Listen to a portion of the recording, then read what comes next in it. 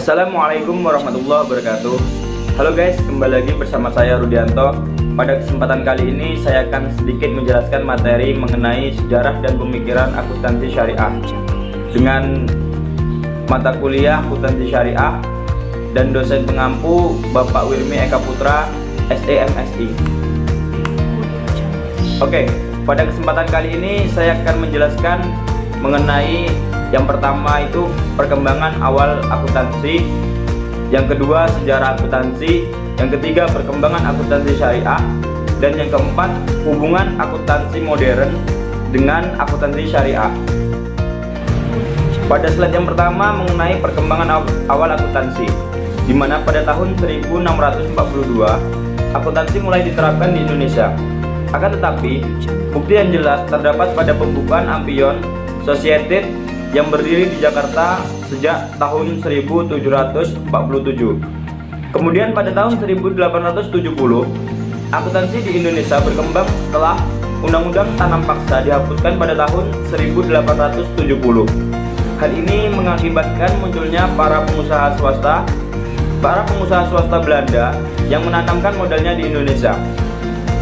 Kemudian tahun 1915, pengiriman Van Sagen merupakan titik tolak berdirinya jabatan akuntan negara Government Accountant Dis.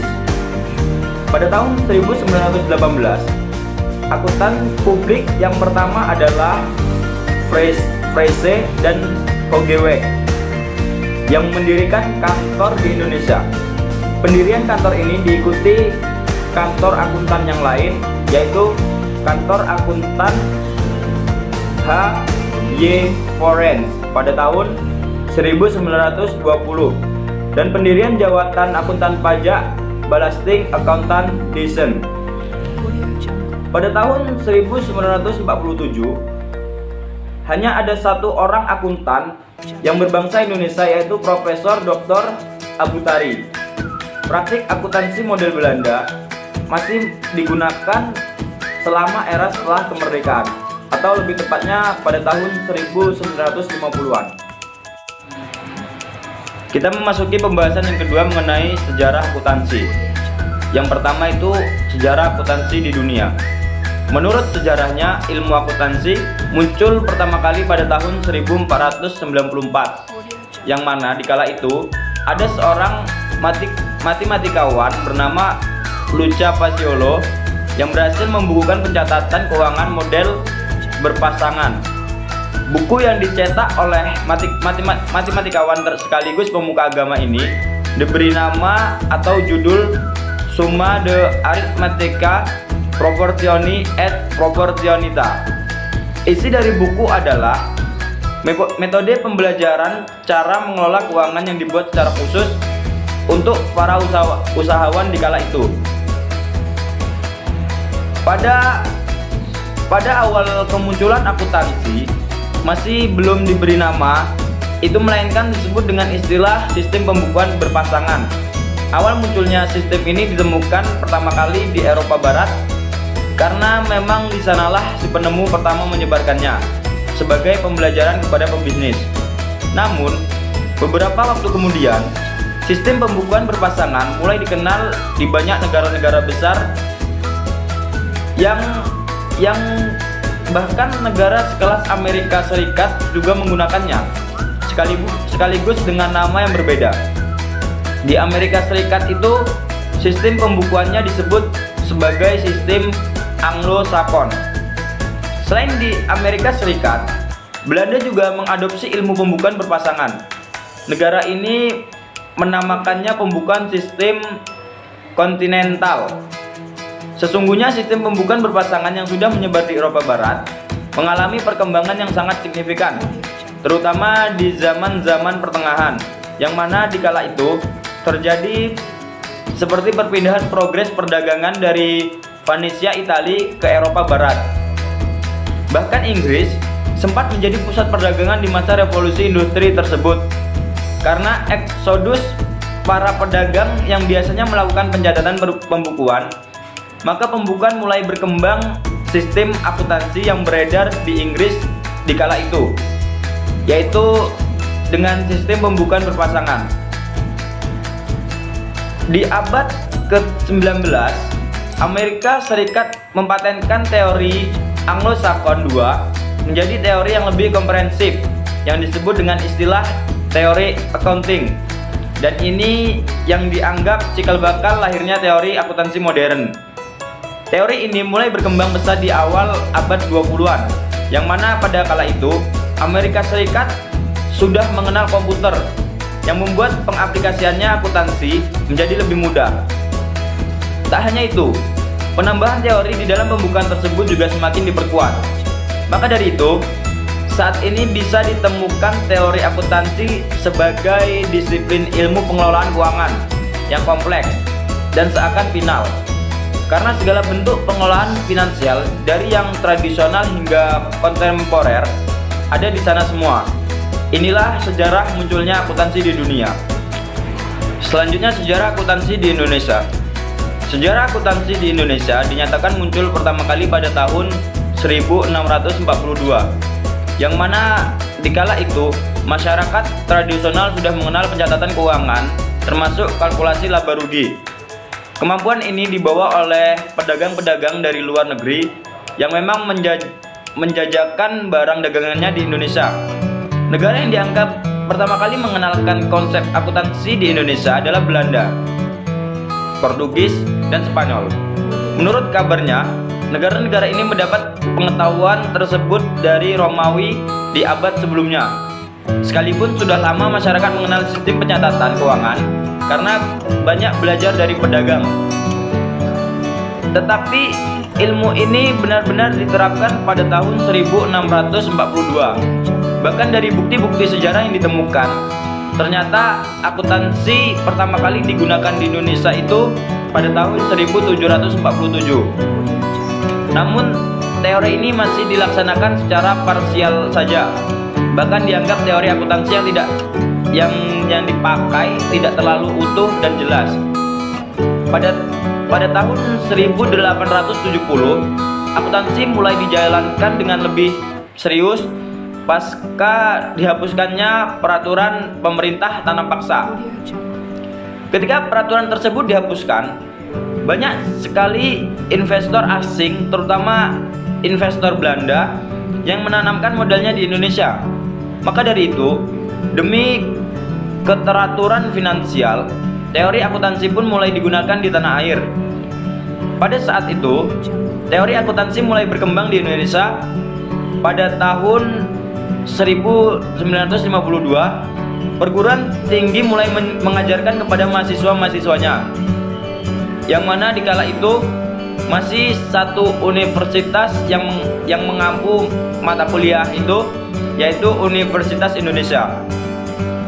Pada tanggal 17 Oktober 1957, Ikatan Akuntan Indonesia atau disingkat IAI resmi didirikan di Aula Universitas Indonesia, yang mewadahi dan membimbing perkembangan akuntansi serta mempertinggi mutu pendidikan akuntan.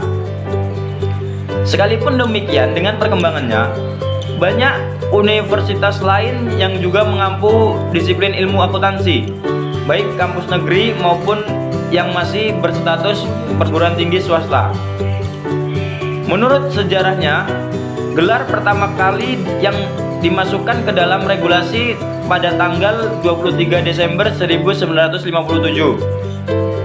Ini termasuk di dalam Undang-Undang Nomor 34 Tahun 1954, yang mana regulasi ini berfungsi untuk mengatur pemberian gelar akuntan kepada sarjana akuntansi maupun para ahli sejenisnya. Pada kala itu, yang menurunkan regulasi tersebut bukan pemerintah, melainkan Ikatan Akuntan Indonesia atau IAI. Organisasi inilah yang dalam perkembangan selanjutnya berhasil menjaga semua aturan akuntansi di Indonesia tetap dilakukan dan dijaga identitas keilmuannya. Bahkan dalam perkembangannya, organisasi ini juga membuka dua organisasi baru yang disebut sebagai Seksi Akuntan Publik. Ini dibuat pada tahun 1978. Sedangkan organisasi yang kedua adalah seksi akuntan pendidik yang dirilis pada tahun 1980-an. Materi yang ketiga mengenai perkembangan akuntansi syariah, di mana sejarah lahirnya ilmu akuntansi syariah tidak terlepas dari perkembangan Islam. Kewajiban mencatat transaksi non-tunai itu masuk ke dalam Quran surat Al-Baqarah ayat 282. Mendorong umat Islam peduli terhadap pencatatan dan menimbulkan tradisi pencatatan di kalangan umat. Dan hal ini merupakan salah satu faktor yang mendorong kerjasama waktu itu. Pada Quran surat Al-Baqarah ayat 282 yang artinya, "Hai orang-orang yang beriman, apabila kamu bermuamalah tidak sesuai tunai untuk waktu yang ditentukan, hendaklah kamu menuliskannya, dan hendaklah seorang penulis di antara kamu menuliskannya dengan benar, dan janganlah penulis enggan menuliskannya sebagaimana Allah mengajarkannya. Maka hendaklah ia menulis, dan hendaklah orang yang berhutang itu menginfakkannya apa yang akan ditulis itu, dan hendaklah ia bertakwa kepada Allah Tuhannya, dan janganlah ia mengurangi sedikit pun daripada hutangnya." Begitu juga dengan kewajiban mengeluarkan zakat, mendorong pemerintah membuat laporan pertanggungjawaban periodik terhadap baitul mal yang mereka kelola. Begitu juga dengan pengusaha-pengusaha muslim pada waktu itu, mengklasifikasikan hartanya sesuai ketentuan zakat dan membayarkan zakatnya jika telah memenuhi ketentuan nisab atau haul. Rasulullah SAW sendiri pada masa hidupnya juga telah mendidik secara khusus beberapa sahabat untuk menangani profesi akuntan dengan sebutan hafazatul amwal atau pengawas keuangan. Sejarah membuktikan bahwa ilmu akuntansi telah lama dipraktekkan dalam dunia Islam, seperti istilah jurnal atau dahulu jurnal telah lebih dahulu digunakan pada zaman Khalifah Islam dengan istilah jaridah untuk buku catatan keuangan. Begitu juga dengan double entry yang ditulis oleh Luca Paciolo. Dapat kita saksikan dari sejarah bahwa ternyata Islam lebih dulu mengenal sistem akuntansi, karena Al-Quran telah diturunkan pada tahun 610 Masehi, yakni 800 tahun lebih dahulu dari Luca Paciolo yang menerbitkan bukunya pada tahun 1494. Negara Madinah merupakan letak awal perkembangan Islam, yaitu pada tahun 622 Masehi atau tahun 1 Hijriah. Hal ini didasari oleh konsep bahwa seluruh muslim adalah bersaudara, sehingga kegiatan kenegaraan dilakukan secara gotong royong atau kerjasama, dan negara tersebut tidak memiliki pemasukan atau pengeluaran.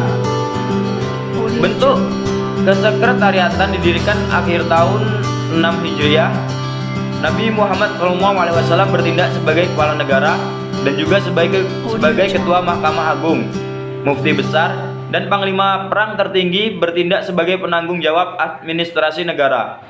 Pada abad ke-7, Rasulullah SAW mendirikan Baitul Mal yang fungsinya sebagai penyimpanan ketika adanya pembayaran wajib zakat dan usur atau pajak pertanian dari muslim, dan adanya perluasan wilayah atau jizyah, yaitu pajak perlindungan dari non-muslim, dan juga adanya kharaj, yaitu pajak pertanian dari non-muslim.